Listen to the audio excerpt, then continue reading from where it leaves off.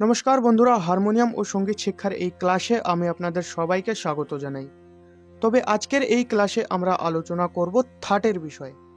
দেখুন, যারা ক্লাসিক্যাল শিখছেন, রাগ রাগিনী শিখছেন, তাদের জন্য এই টপিকটা তো অনেক ইম্পর্টেন্ট। কেননা প্রত্যেকটা রাগের উৎপত্তি কোনো না কোনো থাট থেকে মানা হয়েছে। তাই থাটের বিষয় তো আপনাদেরকে জেনে রাখতেই হবে, ঠিক আছে? তাছাড়া যারা ক্লাসিক্যাল না শিখছেন, রাগ রাগিনী না শিখছেন, তাদের জন্য এই টপিকটা ইম্পর্টেন্ট। যদি এই 10টা থাট আপনি শিখে থাট চেঞ্জ করে করে যদি রিওয়াজ করেন, থাট চেঞ্জ করে করে যদি প্র্যাকটিস করেন, তাহলে সুর জ্ঞান খুব ভালো হয়, খুব তাড়াতাড়ি হয়। তাই এই বিষয়টা আপনাদেরকে জানতে হবে। আজকের এই ভিডিওতে আমরা বিস্তারিতভাবে আলোচনা করব। দেখুন, আমাদের হিন্দুস্তানি ক্লাসিক্যাল মিউজিকে, হিন্দুস্তানি শাস্ত্রীয় সঙ্গীতে 10টা থাট রয়েছে। প্রত্যেকটা থাটের বিষয়ে আমরা বিস্তারিতভাবে আলোচনা করব। কিন্তু প্রথমে আমরা জেনে নিচ্ছি যে থাট কি। যারা থাটের বিষয়ে কিছুই জানেন না, তারা অবশ্য লক্ষ্য করবেন, ঠিক আছে? দেখুন, থাটের ডেফিনেশন স্ক্রিনে লেখা আসছে, কিন্তু যদি আমি সরল ভাষায় আপনাদেরকে বোঝাই, তবে থাটের অর্থ হচ্ছে সপ্তকের 12টা সুরের মধ্যে থেকে 7টা ক্রমানুসার মুখ্য সুরের সমুদায়কে থাট বলা হয়, ঠিক আছে? যেমন আপনারা জানেন যে এক সপ্তকে 12টা সুর হয়, ঠিক আছে? এবার সেই 12টা সুরের মধ্যে থেকে 7টা ক্রমানুসার সুরের সমুদায়কে থাট বলা হয়। থাটের মধ্যে 7টা সুর হয়, 7টার চেয়ে কমও হবে না, 7টার চেয়ে বেশিও হবে না, 7টা সুর হবে, ঠিক আছে? এবার 7টা ক্রমানুসার সুর হবে, অর্থাৎ সা রে গা মা পা ধা নি সবগুলো সুর হবে। এবার সেটা ইম্পর্টেন্ট না যে একটা সুরের কোমল রূপটা ব্যবহার হয়েছে কি শুদ্ধ রূপটা ব্যবহার হয়েছে।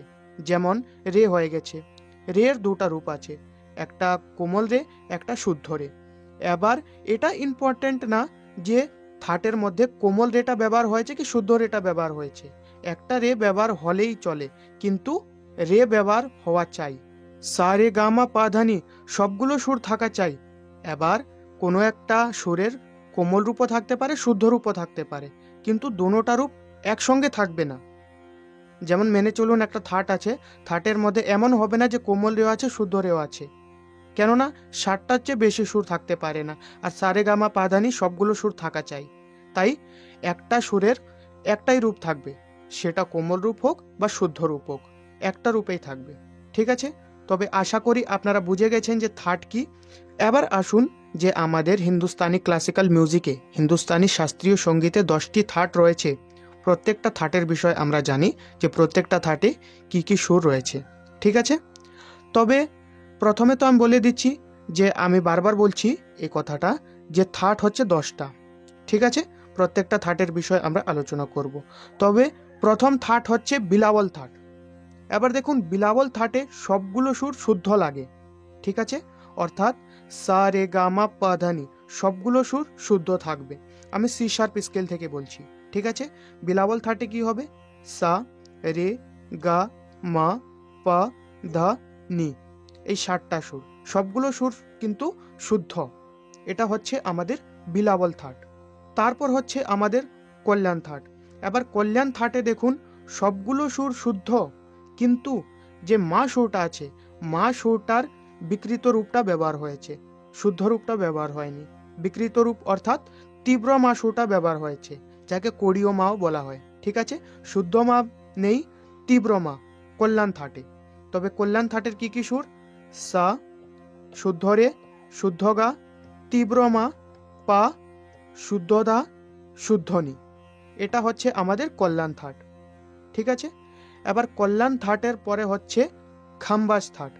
এবার খাম্বাস থাটে দেখুন, সবগুলো সুর শুদ্ধ, কিন্তু যে নি সুরটা আছে, যে নি সুরটা আছে, এটার বিকৃত রূপ ব্যবহার হয়েছে, শুদ্ধ রূপ ব্যবহার হয়নি, অর্থাৎ কোমল নি ব্যবহার হয়েছে। খাম্বাস থাটে শুদ্ধ নি নেই, কোমল নি, ঠিক আছে? বাকি সবগুলো সুর শুদ্ধ। আসুন আমরা দেখে নিচ্ছি কি কি সুর। সা, শুদ্ধ রে, শুদ্ধ গা, শুদ্ধ মা, পা, শুদ্ধ ধা, কোমল নি। এটা হচ্ছে আমাদের খাম্বাস থাট।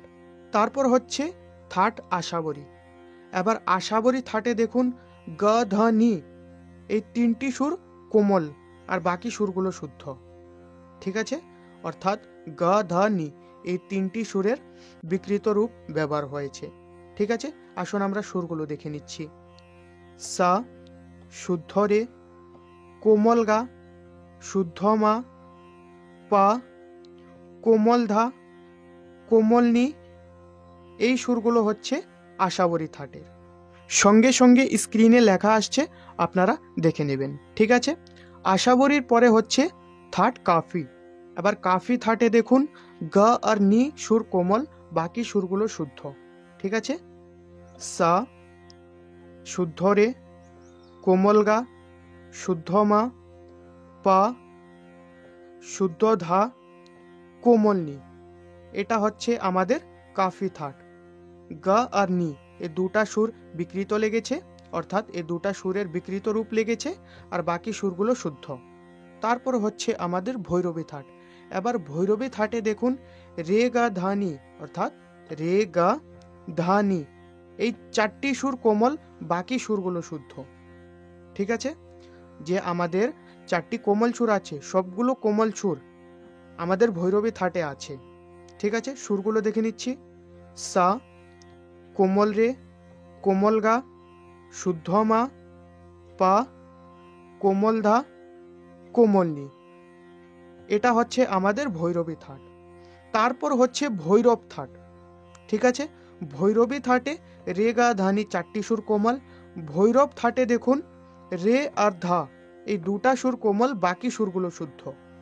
এটা সবসময় মনে রাখবেন, অনেকে কনফিউজ থাকেন যে ভৈরবী আর ভৈরবের মধ্যে, অনেকে ভেবে থাকেন যে একটাই, এক নয়, আলাদা আলাদা। ভৈরবী আলাদা, ভৈরবীতে চারটি কোমল সুর রে গা ধানি, আর ভৈরবতে দুটা কোমল সুর রে আর ধা। ঠিক আছে, তবে আসুন ভৈরব থাটের সুরগুলো আমরা দেখে নিচ্ছি। সা কোমল রে, শুদ্ধ গা, শুদ্ধ মা, পা, কোমল ধা, শুদ্ধ নি, এটা কিন্তু অনেক সুন্দর থাট। এই থাটে যদি রেওয়াজ করেন ভোরবেলা খুব সুন্দর লাগে। ভৈরব থাটের পরে হচ্ছে মারবা থাট। এবার মারবা থাটে দেখুন রে সুরটা কোমল লেগেছে, আর ম সুরটা তীব্র লেগেছে। রে কোমল আর মা তীব্র, বাকি সুরগুলো শুদ্ধ। ঠিক আছে, আসুন আমরা সুরগুলো দেখে নিচ্ছি। সা কোমল রে, শুদ্ধ গা, তীব্র মা, পা, শুদ্ধ ধা, শুদ্ধ নি, এটা হচ্ছে আমাদের মারবা থাট। ঠিক আছে, সা কোমল রে, শুদ্ধ গা, তীব্র মা অর্থাৎ কড়ি মা, পা, শুদ্ধ ধা, শুদ্ধ নি, এটা হচ্ছে আমাদের মারবা থাট। তারপর হচ্ছে আমাদের পূর্বী থাট। এবার পূর্বী থাটে দেখুন রে ধা সুর কোমল আর মা সুর তীব্র, বাকি সুরগুলো শুদ্ধ। ঠিক আছে, রে সুরটা কোমল, ধা সুরটা কোমল, আর মা সুরটা তীব্র। আসুন আমরা শুরু থেকে সুরগুলো দেখে নিচ্ছি। সা কোমল রে, শুদ্ধ গা, কড়ি মা, পা, কোমল ধা, শুদ্ধ নি, এটা হচ্ছে আমাদের পূর্বী থাট। তারপর হচ্ছে আমাদের তড়ি থাট, 10 নম্বর থাট তড়ি থাট। এবার তড়ি থাটে দেখুন রে গা ধা কোমল আর মা সুরটা তীব্র, বাকি সুরগুলো শুদ্ধ। ঠিক আছে, আসুন আমরা দেখে নিচ্ছি। সা কোমল রে, কোমল গা, কড়ি মা, পা, কোমল ধা, শুদ্ধ নি, এটা হচ্ছে আমাদের তড়ি থাট। তবে আমরা সবগুলো থাট দেখে নিয়েছি যে প্রত্যেকটি থাটে কি কি সুর রয়েছে। ঠিক আছে, তবে আশা করি আপনারা সহজেই বুঝে গেছেন যেভাবে আমি বলেছি। তবে যদি ভিডিওটি ভালো লেগে থাকে তাহলে লাইক অবশ্য করবেন, কমেন্টে আমাকে অবশ্যই জানাবেন যে ভিডিওটি কেমন লেগেছে। আর যদি আপনারা চ্যানেলে নতুন এসেছেন তাহলে চ্যানেলটিকে সাবস্ক্রাইব অবশ্য করে রাখবেন। ঠিক আছে, তবে আজকের এই ভিডিও আমি এখানেই শেষ করছি। আগামী ভিডিওতে আবার দেখা হবে। নমস্কার।